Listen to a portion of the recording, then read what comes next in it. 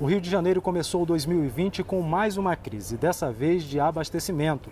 A água que chega à torneira do morador do Rio de Janeiro vem com um aspecto diferente, com cheiro de barro e sabor de barro também. Para falar sobre o assunto, nós recebemos hoje no Conversa Pública o ambientalista Sérgio Ricardo. Sérgio, é um prazer recebê-lo aqui no Conversa Pública. Eu que agradeço, Herbert. Bom, a questão hídrica, o problema de abastecimento não é exatamente uma novidade no Rio de Janeiro, não é mesmo? É verdade, a cidade do Rio de Janeiro sempre teve problema de abastecimento. Você veja, essa floresta da Tijuca, ela foi replantada por escravos no passado, exatamente para garantir o abastecimento da cidade do Rio de Janeiro, né? Que quando veio a corte, aumentou muito a população da cidade e começou a ter problema de desabastecimento. E essas regiões da periferia, Baixada Fluminense, a Zona Oeste de São Gonçalo, independente de crise hídrica, sempre sofrem com a redução do volume de água. Então, os mais pobres costumam conviver com o que se chama de crise hídrica no seu cotidiano. Bom, neste momento eu acho que a pergunta que as pessoas mais se fazem é se a água que está chegando nesta nova crise às torneiras é saudável? Olha, o que acontece é o seguinte, pela ausência de tratamento de esgoto, a lagoa de captação de água da SEDAI, que fica em Nova Iguaçu, ela tem recebido um grande aporte de esgoto sem tratamento. De 2000 para cá, ocorreram 22 paralisações temporárias do funcionamento da estação de tratamento de água, que é a ETA Guandu, né? Exatamente porque a água captada apresentava muito sedimento e um grande volume de esgoto, né? Essas paralisações elas acontecem, é um procedimento normal da operação da estação e a população quase não sente. Agora, o Rio de Janeiro sofreu de 2001 para cá, essa é a terceira grande crise hídrica. Nós tivemos em 2001 um problema no reservatório do Funil, que fica no município de Resende, que foi a presença das algas cianobactérias tóxicas. Tivemos um outro problema entre 2014 e 2015, aquela crise hídrica que foi muito forte no Sudeste e que a população via o sistema Cantareira em São Paulo vazio, no ponto morto, né? Naquele momento, dezenas de cidades em São Paulo tiveram rodízio e desabastecimento, e no Rio de Janeiro a região mais afetada foi a Zona Oeste, principalmente o bairro de Santa Cruz, porque o governo do estado optou de disponibilizar água da SEDAI para as indústrias, para o parque industrial, inclusive para uma siderúrgica altamente poluidora, que é a TKCSA, que é uma siderúrgica alemã, que hoje é a Ternium. Então veja só, naquele momento da crise de 2014, 2015, o governo retirou a água de populações mais pobres, de famílias trabalhadoras, né, que é o perfil social e econômico de Santa Cruz, para disponibilizar para o parque industrial. Nesse momento agora, a crise hídrica se dá em torno da presença de uma substância geosmina, né, na água. A SEDAI alega que essa substância não provoca problemas de saúde, o que é contestado por vários técnicos de universidade, porque a questão toda é a seguinte: meu pai já dizia o seguinte, a diferença entre o remédio e o veneno é a quantidade.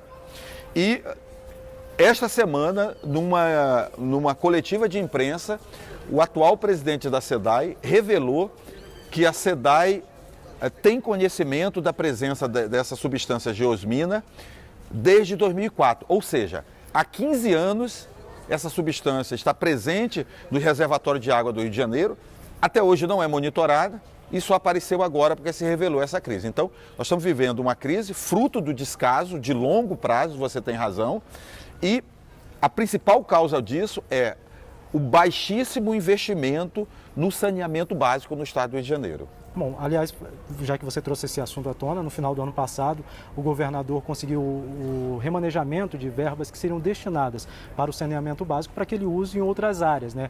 Isso vai ter também um impacto negativo aí no saneamento básico do Rio de Janeiro. Olha, com certeza. Na verdade é o seguinte, nessa representação judicial que o Bahia Viva fez à Procuradoria-Geral da República, ao Ministério Público do Estado, consta uma informação de que entre 2003 e 2019, o Estado do Rio de Janeiro deixou de investir de dinheiro carimbado 11 bilhões de reais. Esses recursos são provenientes do FECAM, que é o Fundo Estadual de Conservação Ambiental, e do FUNDRI, que é o Fundo Estadual de Recursos Hídricos. Então, nesse período, 2013, 2019, nós perdemos 11 bi que deveria ter sido investido em reflorestamento das bacias hidrográficas, na proteção dos mananciais e principalmente saneamento básico. Para piorar a situação, agora em dezembro, a partir de uma mensagem do atual governador, Wilson Witzel, a maioria da Assembleia Legislativa, né, logicamente que houve resistência, a maioria da ALERJ aprovou a redução de recursos de vários fundos setoriais, que a partir desse ano nós teremos uma redução de R$1 bilhão a menos em diversas políticas públicas, inclusive na política do saneamento básico. Então, no caso específico, para saneamento básico e gestão dos recursos hídricos, o valor que será reduzido do FECAM e do FUNDRI é de mais de 370 milhões de reais por ano. Ou seja, se isso não for revertido, Herbert, nós vamos piorar a saúde ambiental dos nossos recursos hídricos. Agora, e aí o custo do tratamento de água vai ficando cada vez mais caro. Pois é, a gente sabe que já é deficitário esse tratamento de água, essa proteção aos recursos hídricos. Qual a justificativa que se tem para diminuir ainda mais um recurso que parece ineficiente, insuficiente, para reduzir nesse setor? Pois é, olha, eu diria o seguinte, há uma insensibilidade muito grande dos nossos governantes, né? Para você ter noção, em 2016, quando houve a decretação da falência financeira do Rio de Janeiro, nós tivemos aqui muitos equívocos, muita roubalheira, temos aí 2 governadores que foram presos, parte da Assembleia Legislativa, parte do Tribunal de Contas do Estado, até promotores chegaram a ser presos. Todas as obras de saneamento básico foram paralisadas, inclusive da Baixada de Jacarepaguá, onde fica a sede da TV. Mas tivemos também a paralisação do Programa de Despoluição da Baía de Guanabara e do Programa de Saneamento Básico dos municípios. Existe uma grande contradição, porque no mundo todo, o investimento em meio ambiente, em saneamento ambiental, é o que gera emprego, é o que gera o desenvolvimento socioeconômico dos países e das cidades. E no Brasil nós ainda temos, infelizmente, um posicionamento de muitas autoridades. Nós estamos vendo aí o desmatamento da Amazônia, as queimadas da Amazônia, como se o meio ambiente fosse um empecilho ao desenvolvimento econômico, né? Então eu diria que essa classe política aí que está no poder, ela tem uma posição medieval. Eles estão destruindo os bens ambientais e, com isso, comprometendo o futuro do nosso país. Sérgio, a gente estava falando mais cedo que a SEDAI alegou que algas estavam causando a poluição dos recursos hídricos lá em Guandu. Mas a gente sabe que a própria SEDAI admitiu que outros estados brasileiros usam o carvão ativado para impedir que esse tipo de material biológico afete os recursos hídricos. Então, por que, sabendo disso, o Rio de Janeiro já não tomou uma precaução há muito mais tempo? Pois é, olha, o que acontece é o seguinte, a SEDAI está num processo de privatização. E, inclusive, para ganhar apoio na opinião pública, nós estamos vendo um verdadeiro desmonte, o sucateamento. Por exemplo, vários reservatórios. Você perceba que essa crise está atingindo mais determinados bairros e municípios. Exatamente nos municípios onde está aparecendo uma água de pior qualidade, é onde os reservatórios não são reformados há cerca de 20 anos. Então, tem mais presença de sedimento. A população ali está mais vulnerável, né? Além disso, no ano passado foram demitidos 74 técnicos da empresa. Parte desses técnicos atuavam no monitoramento da qualidade da água. Inclusive, na semana passada, o diretor de tratamento de água da estação do Guandu foi demitido sem nenhuma justificativa. Eu quero dizer o seguinte, há uma estratégia de desmoralizar a SEDAI para que ela seja privatizada, porque as ações da empresa caíram nos últimos dias, né? Então eu tenho muito respeito pelos técnicos da SEDAI. Você imagina, Herbert, o que é receber água do Rio Paraíba do Sul, que nasce em Minas Gerais e São Paulo. No Vale do Paraíba, em Volta Redonda, você tem uma das maiores empresas do país, altamente poluidora, a Companhia Siderúrgica Nacional. Cortam dezenas de cidades, o Rio Paraíba do Sul que é responsável pelo abastecimento de água de 75% da população do estado do Rio de Janeiro. Cortam dezenas de cidades no Vale do Paraíba do Sul. A maior parte delas não tem saneamento básico, uma urbanização desenfreada e sem planejamento. Tem vários sistemas de captação de água para gerar energia. Isso chega à estação do Guandu, em Nova Iguaçu, a dezenas de quilômetros de distância. Essa água, já com a qualidade muito ruim, é tratada e é distribuída para 6 milhões de pessoas na capital, mais cerca de 2,5 milhões na Baixada Fluminense. É um processo muito complexo e requer técnicos extremamente experientes. Grande parte dos técnicos que hoje atuam na SEDAI são oriundos da Universidade do Estado do Rio de Janeiro, da UFRJ.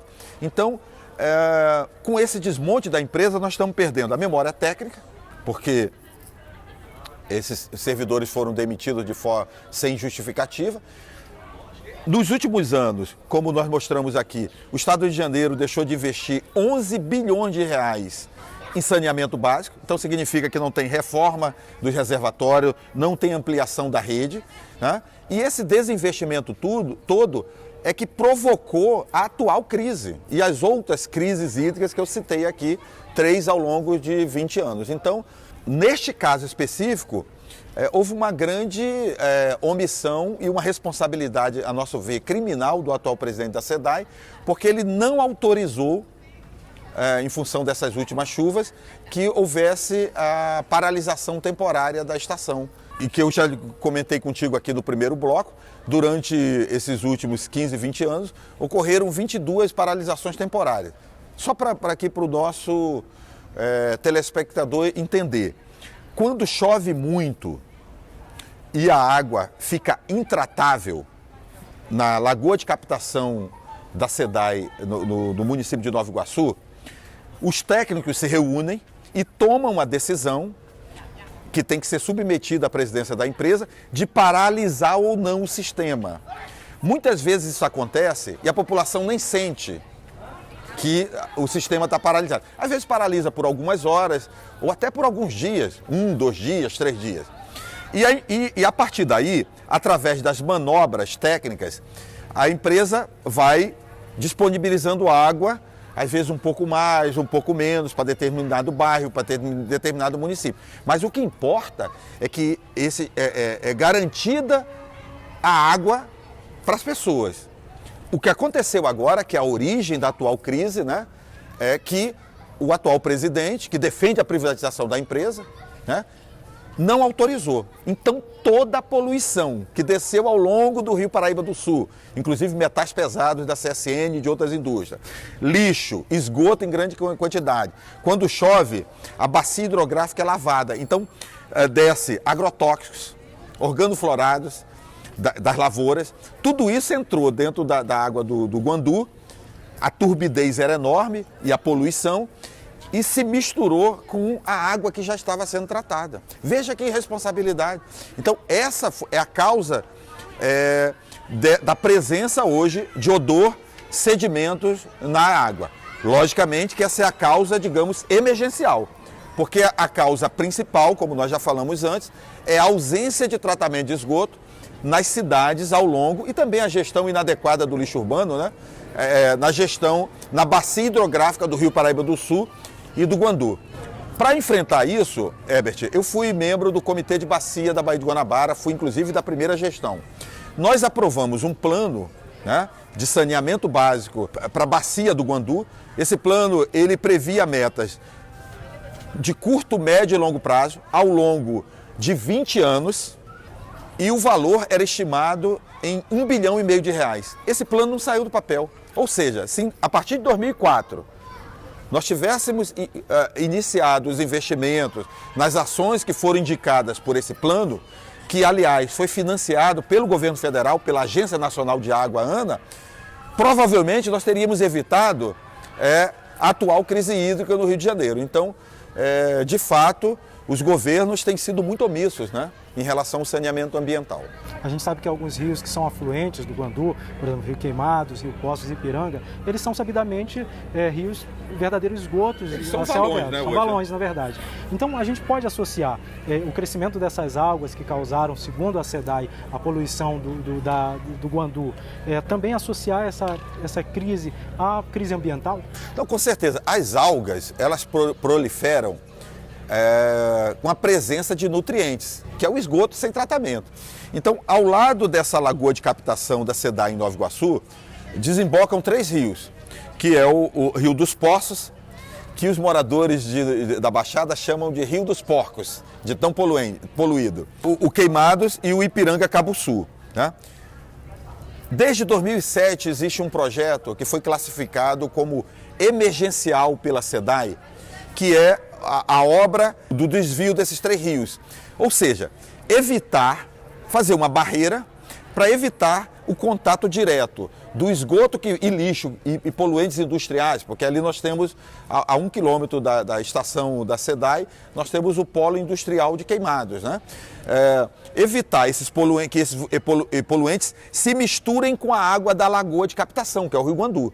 Só isso, Herbert, uma obra de custo baixo. Se isso tivesse sido executado de 2007 para cá, nós teríamos reduzido milhões de reais do custo que a SEDAI gasta para o tratamento de água. Por dia, a SEDAI utiliza 318 toneladas de produtos químicos para tratar a nossa água, que chega poluída, né?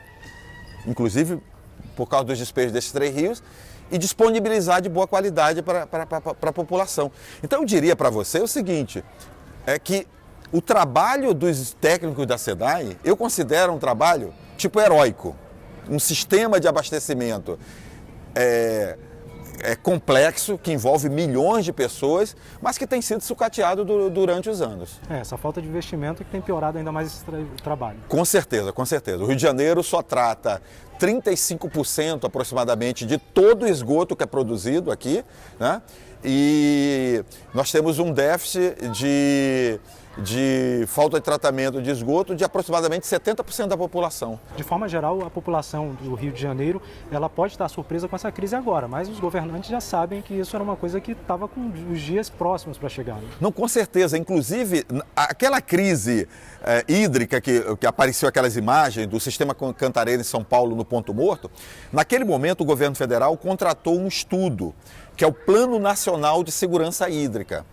Esse plano ele foi publicado parcialmente em janeiro de 2019. Esse plano ele constata que no Sudeste brasileiro 60 milhões de pessoas em São Paulo, no estado de São Paulo e no estado de Janeiro, vivem uma situação que eles classificam de insegurança hídrica. Ou seja, 60 milhões de pessoas já vivenciam a chamada crise hídrica no seu cotidiano. Por incrível que pareça, nenhuma medida foi adotada para prevenir isso, né? E no ano passado, o Instituto Estadual do Ambiente divulgou que 3 bacias hidrográficas aqui na região metropolitana estão em situação de estresse hídrico, que são o sistema Acari, que abrange a zona norte do Rio de Janeiro, 400 mil pessoas da zona norte do Rio de Janeiro e também de Queimados e parte de Nova Iguaçu. O leste da Baía de Guanabara, que recebe água dos rios Macacu, Caceribu. Estou falando aí de Itaboraí, São Gonçalo, Niterói, a ilha de Paquetá, né, que são abastecidas pelo sistema Imunana Laranjal, e também o município de Maricá, que é abastecido pelo chamado sistema Ubatuba. Ou seja, tanto a Agência Nacional de Água, que é um órgão do governo federal, em janeiro de 2019, constatou essa insegurança hídrica, como o Instituto Estadual do Ambiente, que é do governo do estado, classificou essas bacias hidrográficas, altamente populosas, como estresse hídrico. A minha pergunta é, o que foi feito de lá para cá? A única medida adotada foi essa mensagem do governador, que infelizmente foi aprovado pela a maioria da Assembleia Legislativa, que reduziu, a partir desse ano, mais de 370 milhões na área do saneamento ambiental. Enfim, então, infelizmente, inclusive em função dessas variações climáticas, né, nós vamos ter crises de água mais recorrentes. E exatamente nesse momento é que nós deveríamos estar investindo mais na proteção dos mananciais, uma questão fundamental que é o reflorestamento das bacias hidrográficas. A bacia hidrográfica do Rio Paraíba do Sul está quase completamente desmatada, degradada. O estado do Rio de Janeiro foi a que mais desmatou a Mata Atlântica, só sobrou 11%. Significa que não tendo a floresta, você não tem água, não tem como produzir água que não seja com as florestas. Então, de fato, há necessidade de um enfrentamento desse processo através das políticas públicas. E é importante aqui a gente aproveitar esse momento. Hoje em dia todo mundo usa o celular, redes sociais. Entra na página do governador do estado, dos prefeitos. As prefeituras têm uma responsabilidade.